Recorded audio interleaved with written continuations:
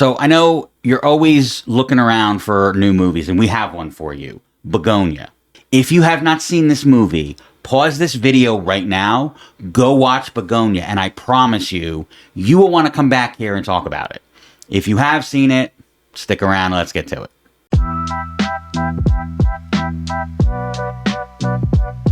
Welcome back to Speak Candidly. Here's Brandy and Adam. Hi, everybody. Welcome back to Speak Candidly. I am Brandy, and this is Adam. This is where we speak candidly about everything and anything. Everything we want to. It's our show. It's our show. We can talk about whatever the fuck we want. Okay, so just to reiterate what we had already introduced, we are going to be dissecting the movie Bugonia today. So if you have not watched it, we will spoil the shit out of it. So you should probably go watch it before you watch this. This is a movie where you can only watch it for the first time once. So make sure you don't get it spoiled for you, because it is an awesome movie. It is. Go watch it right now. This is your last chance because spoilers are ahead. Okay, right? Let's do it. I want to start with the obvious, big reveal that they had, which was aliens. So we started watching this movie. Now, when we were coming home from our European trip, I took the opportunity to watch the 3 Deadpool movies back to back to back. Yeah. Which honestly was a great decision, I gotta say. That little marathon right there was just incredible. Yeah. Got me through that plane trip. You were so in your glory over there. In your little pod. I've seen, at least the first one, I've seen probably a dozen times. Yeah. And I will still giggle at all the stupid little jokes. Yes, you do. That movie is incredible. You watched 3 different movies, yes. And one of those was Bugonia. So all 3 of the movies I was very, very impressed with. We will watch them. We will dissect them. We're going to start with Bugonia because I finally was able to get you to watch it with me. What's funny is you kept telling me after the plane ride, you're like, I want you to watch this movie, right? We have to watch this movie together, Bugonia. And I'm thinking, the name of that. I'm like, okay, babe, sure, we'll watch. I have been trying to figure out how I was going to get you to watch this movie. I knew every emotion you were going to go through because I went through them myself. I knew that once the movie was over, you were going to be elated. Yeah. So, the first thing is, as we started watching, you said to me what? I was like, oh, you want to watch a comedy? Right. And now we watched it on Netflix, right? Right. And even Netflix has it listed as a comedy. Yes. This is not a fucking comedy.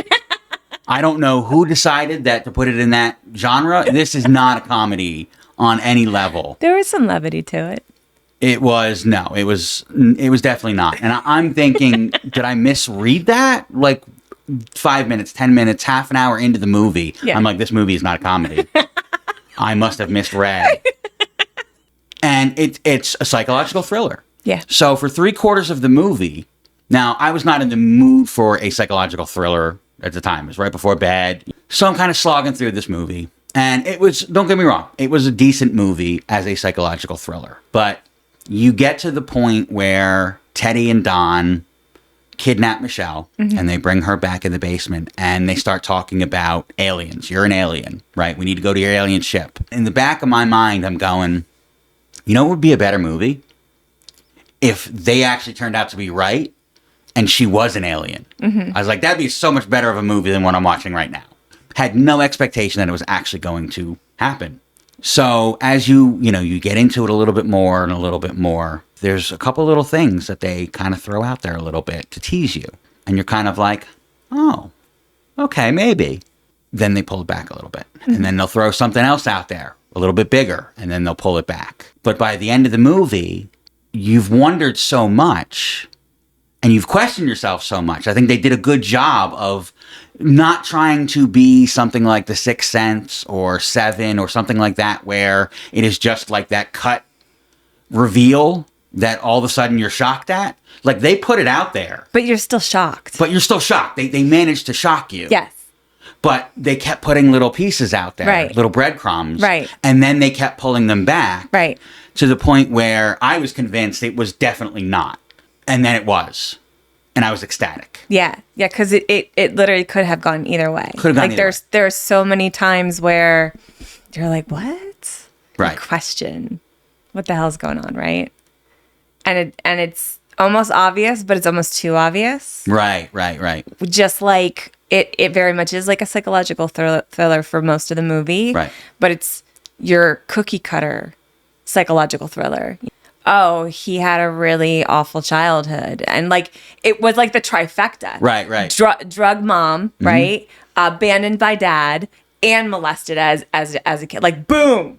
So like he had everything going against him. What I really enjoyed, hindsight, looking back at this and seeing how deliberate they were about making it this psychological thriller that was kind of like, meh. Right. Like, it wasn't terrible. On purpose. It wasn't terrible. It had good acting. Yeah. Right. I liked the characters themselves. It was a little, I don't want to say a little dry, but like you were saying, like they went through all the old tropes. So you're like, okay, it's a decent, not a movie I'll ever remember, but it's a decent, I can sit through this. Right. But It then wasn't. when after you're done and you take that step back and you think about the three main characters and the depth for each one that they had to go to and that they were able to bring to life. Amazing acting for all three of them. Kudos to each and every single one of them to be able to do what they did with their characters and give the dimension for each person that they absolutely. needed to have. Absolutely. You know what I mean? To really pull this off. Absolutely. But I think what was amazing with that, the way they kind of put it out there and then pulled it back, it just, every time they would do it a little bit more, I would believe, and then they would pull it back on me, and then it's that whole fool me once, shame on you, fool me twice, shame on me. Yes and no. Yes and so like at first they do a very, very good job of very, very quickly and almost with no dialogue. There's only real one scene that you get with her at this point with them, and she really hasn't had too much dialogue up to that point, but you get the sense that she's very strong, independent, your typical CEO. She does a very good job of bringing that dimension to that character, so much so that even in this situation, her kind of giving those little like, oh yeah, I am an alien, there's still so much of you that's like, she's doing whatever she needs to do to get out of this room. Right. That's it. She's trying to survive. Yes. And she'll tell them whatever they need. She probably has gone through different types of survival training. So because like she's very clear that they are in charge. Yes. She tries to be very real about what's going on outside of the house so that they understand that this isn't just their little bubble. You know, she's dissected where they are mentally. Like she's very good. She keeps trying different avenues on them. Yes. She wasn't just cowering in fear. She was trying different tactics with them to see if any of them would actually work. While the whole time letting them know, you're still in charge, but at some point, they're going to converge, here. Right. But kept trying, different tactics, and everything that they would then put out, you were then left to kind of justify with her. Yes. Yes. Because so the first time, like she said, she admitted she was an alien, you knew she was lying. And then when she finally convinces him to go take the antifreeze and go give it to his mother, she's got the opportunity to go up the stairs. And she doesn't. She sees the door. Right. And she's curious and she goes over there. Now, first of all, you're like, what the fuck? Get out of the house. But, okay, again. This woman is strong and maybe curious. she's looking for evidence. Maybe she's looking for if there's other people, Yes. whatever. There's a billion different scenarios. And then she goes walking into that room. And then she goes walking into that room. And then, that's kind of the first big reveal there. Right. He comes back. When he comes down the stairs and he's ready to shoot her, she gives him this whole dialogue, or monologue, really, about basically admitting that she is an alien and the whole story. Before even that, he's taken aback because he sees that she's free. Right. But she's still there. Yes. So he's very kind of like, what the fuck is going on? Yes, but he came down there to shoot her. Yes. He was done with Yes. it. Right? His cousin was dead. His mother was dead. But it's the question. It's the question that she asked. But that's the thing.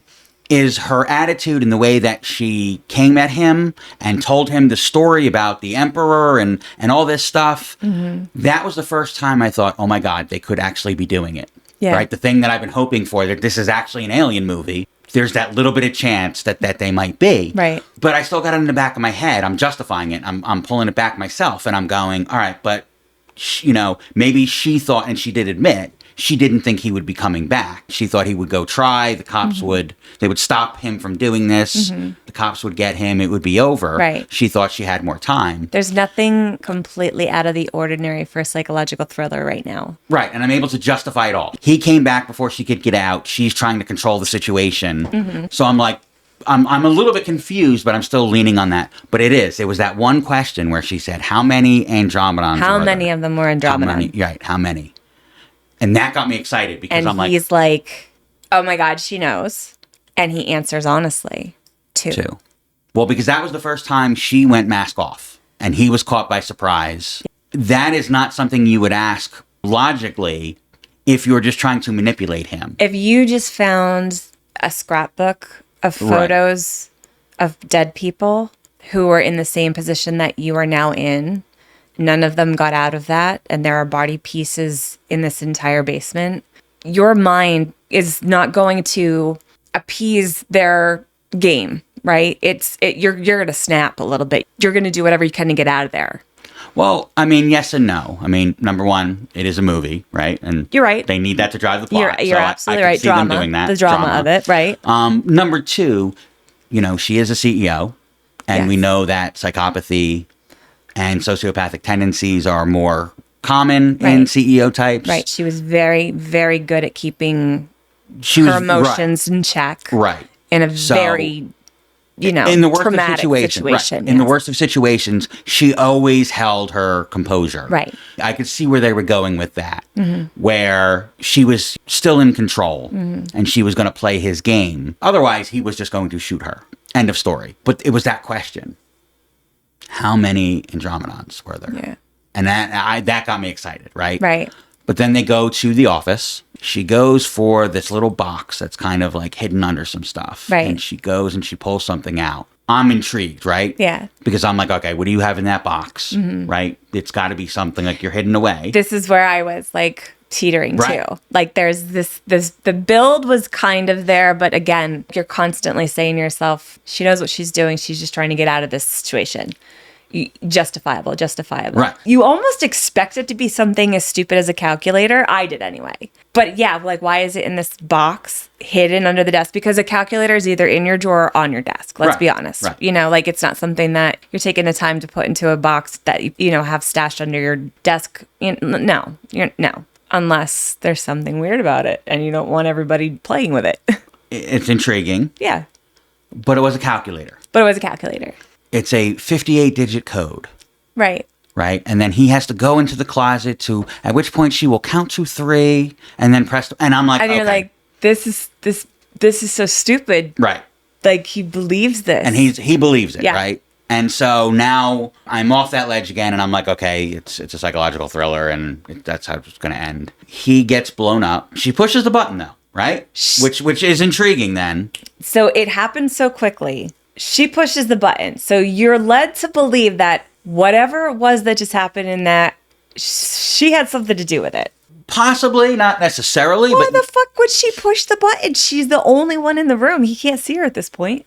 But they almost immediately answer that question that you have. What happened in that closet? The pushing of the button aside, right after that scene, right? She gets knocked out. She wakes up in the ambulance, Right. asks if he's dead. Right. And they immediately justify, sometimes with homemade bombs, a little bit of friction, and they go off. They're immediately trying to explain Right. exactly what happened in the closet. So now you're like kind of super convinced, okay, this wasn't anything. And I've already immediately forgotten about her pushing the button. But then she gets up and she jumps out of the ambulance. And she runs back. And as you pointed out, she went by the moon. The minute she hit the ground, they do a shot where it's like her looking up at the moon, kind of like checking on the eclipse. Okay. And she still has enough time and she starts running. Now, this is a woman who she's got a dislocated kneecap and she just jumped out of a moving ambulance and is now running trying to run to get back to this scene where she just confirmed that the guy who was holding her captive died. Right. So why would you want to go back there? Right. But I'm at this point now, I am completely convinced that this is not an alien movie. Okay. Okay. See, I'm not. And I'm wondering where the hell she's going and why. Yeah. I'm like, oh, she's an alien. She's an alien. And then as soon as she gets into the office and she picks the calculator up, Yeah. that's where I got excited again. See, I was as soon as she jumped out of that ambulance, I was like, she's an alien. Now, if I was the director of this movie, Yeah. I would have ended off where she goes into the closet and then you hear the zzz, Yeah. and you see the light through the closet. Yeah. I would have ended right there. Yeah. Because you're telling your audience exactly like she was actually an alien. I was like pumping my fist at that point because they got it right. Right. Like that's the movie that I wanted. I didn't want the psychological thriller. Right. There's a million of those. I wanted that psychological thriller that ended with her actually Right. being the fucking But alien. this was a broken clock who just happened to be right. Right. Exactly. But we got the movie we wanted. After that was a little weird. It just got weirder and weirder. So you described the alien costumes as baskets, Wicker baskets. and to me they looked like the heavy knitted like blankets that are like weighted and you know what I mean, like Yeah. with the big knit to them. Yeah, but it was like puffy. It was so awkward. Like at first when she comes out of that like pink goop, Yeah. I got very like Barbarella sense with Yeah. the like weird sounds, you know what I mean? And then I like saw the costumes and I'm like, what is going on? What is that? Why are they wearing those? It's like what who decided that? Okay. my thought immediately went to they blew their entire budget on Emma Stone and they couldn't afford actual costumes, so they just said they told the costume department go down to Home Goods, get a couple wicker baskets, and we're just going to slap them in that. Oh my God, they were so funny. But They were so funny. If you want to talk about the only parts that are comedy of it This is the whole ending. was the ending and the actors like waddling in those suits because they couldn't walk in them. That was And the I'm really funniest part. sorry, but the language that they were talking, Yeah. all I kept thinking was like, because at one point you pointed out, you're like, why did they auto tune her? Yeah. Maybe she couldn't stop fucking laughing because I don't think I could make that sounds and not laugh. What she was saying, right? Uh-huh. Like they made it like she wasn't just talking like with normal vocal cords Right. like we have. Right. They gave her kind of those Like a that high pitchy, pitch, like, right? That's what they did with the acoustic, auto tune. like, Right, yes, right. right. They didn't do that with anybody else, which I thought was weird. Maybe it's because she was the emperor. It could be. I don't know. That could be. We don't even know what she said. Subtitles would have been nice. Somewhere I read that they actually did have the subtitles, but I don't remember seeing them when we were watching. Yeah, right? when we watched, and we watch with subtitles on because Yeah. you know, I like it better that way. neurodivergence. So. Yeah. And then there was the whole like death montage. That went on entirely too long. Right. Like 3 or 4 Right. in, Like- I knew what they were going for. Right. Right? All humans on Earth were now dead. Right. I got that. Like you're like in a club. Okay. At a meeting. Okay. At a museum with the little dinosaurs just like Yeah. chugging along. They could have stopped right there. That would have been a cool ending too. But then they were like in a school. Teenagers having sex. Yeah, it just kept like- going and going. Car accident on a highway. Right. Like and on a beach. we get it. And in a that boat. No one survived but the animals. Right. But how long are you going to go on with this? Right. Like, we got it a Like, while ago. Right. No one surviving. No one but the animals. We get it. We got it. Yeah. Like it didn't matter where you were, you're dead. Pop. And the earth is flat. Kind of like Zack Snyder's Justice League cut. When is this going to Almost as fucking long, end? right? When is this going to fucking end? Like it was like awkward. Yeah. Like they made it awkward. They Yes. made it, but that like I feel like Intentionally so, I'm they sure. were so on like my pattern recognition right away with the scoring. Typically, especially the way that this was scored with like this big orchestra, you usually have that in these very epic, emotional, or like pinnacle moments in movies, right? And in the very beginning, it was like he's driving his bike to work.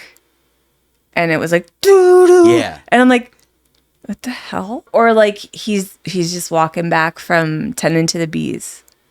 Nothing happened. there was no significance to it. And I'm like, why do they keep playing this very powerful orchestrated scores Right. for these very mundane scenes that is so weird? But then you pointed out something that I didn't even pick up. In our rewatch of it, you pointed out to me, because I'm not usually one, I don't really listen to the score. You know, it affects me, right, within the movie, but Right. it's not something I listen for. You had kind of told me that, and I was watching out for it, and I saw it. I started seeing that pattern where these really mundane scenes, and it just didn't match. But then later on, some of the biggest scenes in the movie tied back to those other scenes. Yes. And so there was the one scene where he's riding his bike through town in the beginning of the movie, completely mundane. Right. Where he's riding to work, I think it was, right? He's going to work. And the big score. Why would he do that? Then later in the movie, after he killed his mother, and he's riding the bike furiously back to the house, there's another big score, right? So now you have a 1-to-1. In the beginning, he goes up and with the beehive, and he's Right. playing around with that. Big score for nothing. Okay. But then you have the scene where he kills the sheriff at the beehives. Right. That's a big score as well. So Right. what I think they tried to go for was they were foreshadowing with the music some of the eventual ending and important scenes. The importance of those acts. Of those moments, yeah. And the difference, because even the music being different, you know, like you had in the very beginning, it was almost like that the way that the score was brings out emotions of like sympathy, or you know what I mean? Whereas later on it is very harsh, it is very like tense, it is, you know what I mean? Yeah. And I look for that in movies because sometimes that helps me understand what the character is feeling. Right. You know, so when it doesn't match up for me, I'm like, wait a minute, what's going on? This is my cue, and now I don't know what I'm supposed to be feeling right now. Right. Like, Right. And again, not something I would have noticed, but when you pointed it out, I then started seeing it. I was looking for it, and I started seeing it, and you're like, what the fuck are they doing? Who did they hire to do this? I don't want to feel this way. He just Right. walked in the back to the house. What's Right. going on? So yeah, that was interesting. There was a lot of little things within the movie that I thought were, you know, I don't want to say Easter eggs, but they were cool little. So like, because when we started looking things up, the one word that she kind of toys with him, shibboleth. And then we did the research and come to find out that it was that specific word that was used to distinguish people who were in a certain group and not in a certain group back, you know, during biblical times. And the fact that she calls him out and says that he mispronounces it. And then very jokingly is like, oh, it must be our Andromeda grammar, whatever. Right. You know? Right. And then you learn that this was used to distinguish who belonged and who didn't, this word specifically. And she basically was in a roundabout way being like, you don't belong. So An interesting little thing. Toying with him, you know? But one that was completely innocuous. Yes. You know, if you don't know what the word is and, you know, you're just kind of like, okay, whatever. But if you do, there's a lot, like you said, there's a lot tied to that word and, There's depth the there. history and depth. Right. Yeah. Yeah. I love that kind of like layering where if you know it, you know the depth of it. But you don't necessarily need to, because even her just kind of like almost in a way displaying dominance over him by belittling him about his pronunciation. Yeah, little things like that. I thought the characters were excellent. Mm-hmm. I thought all three actors, the main actors, I thought knocked it out of the park. Yes. I thought all three did just a phenomenal job of it. Yes. And there was a lot of character development. They were all very stereotypical. Yes and no. Which at first, I mean, you're kind of like, okay. Yeah. But then they started giving them depth and layering things in there. And that's where you started seeing, you know, because they immediately like slap you with a character, the stereotype of this character, right? And make you feel one way. Mm-hmm. And then later on, they start kind of showing you the layers that make you kind of back off of that a little bit or see it a little differently, just kind of giving them a little bit more depth. Right. And I absolutely loved, you know, how they did that. Right. With Don, there was one scene where they were getting dressed at first. Mm-hmm. And now the whole movie, he's been pumping Don up. You're smart. Nobody sees it but me. Yeah. I need you. We're doing this together. then he tells him, all right, look, when we go down there, let me do the talking. You maybe not talk so much. And he goes, yeah. And then he says, maybe don't talk at all. And then you could hear Don go, oh. And just the way that he said that. I'll be doing most of the talking anyway. In fact, maybe don't say much. Like, you don't really have to say much. Okay. Like, don't talk at all, maybe. Oh. You know that he realized what Don was doing. What I love about Don's character, one, I love that they got an actual autism spectrum person to play this role. That is what this art has always been about. It's always been about representation through imitation. So it doesn't bother me really. But that's just my own personal feelings. What I loved about it was there are different levels to autism. And when you are a 2 or a 3, which is probably where Don was, more so 2, I would say high 2, Right. close to 3. What people don't understand, that this isn't a mental disability in the sense that he's stupid, but people treat people with that level of autism like they're stupid. Yes. And I loved that because it shows... he's not going to fight you, right? Because it doesn't hit him in those ways. It doesn't mean that he doesn't have emotions, and they did a really good job of displaying his emotions. Right. But they also did a really good job of showing how easily you can get overwhelmed or mistake what people say.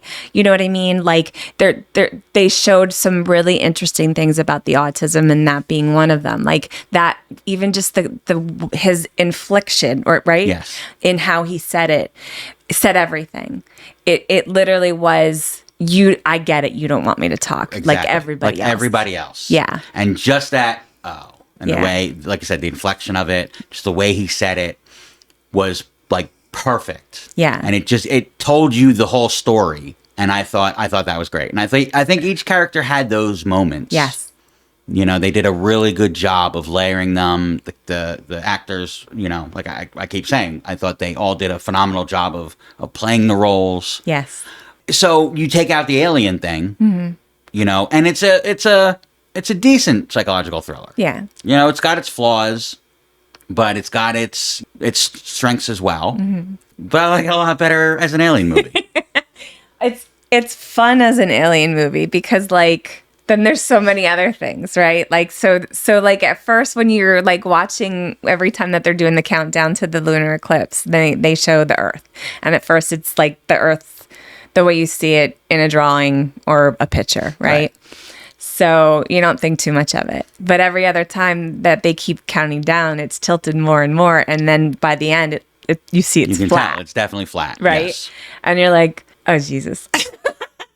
But there's just so much to this. And yet none of it is really, it's comical. They did that when she goes and she pops the bubble over the Earth. It was a flat Earth. Right. But I don't think they were trying to say that Earth is flat. No, right? no, I didn't either. I didn't either. Okay. I didn't either. I wasn't sure, like, when I first watched the movie, what they were going for, if this was more of a confirmation that this is a conspiracy theorist. Yeah, that's what I thought. You know what I mean? Yeah. And, like, all of this is just his echo chamber. Delusion from Yes. living in an echo chamber. Yeah. Right. From severe PTSD. Yeah. You know, that he never dealt with. I mean, they show you. Clearly, he's an intelligent individual. Yes. He's not an idiot, but he's got something there, and he feeds into those, like, there's mental illness there.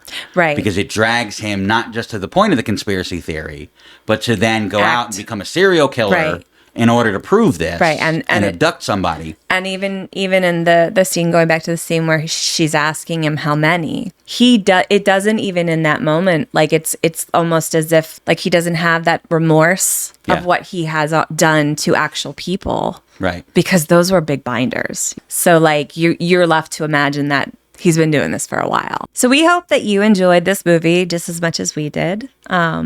If you have anything that you think that we missed or we misinterpreted or you took a different way, please feel free to share. We love to hear different perspectives. Everybody sees something different, and that's what makes everybody unique. So let us know what you thought of the movie. And if you have any suggestions or movies that you'd like for us to cover, let us know. We'd be happy to. We will. Yes.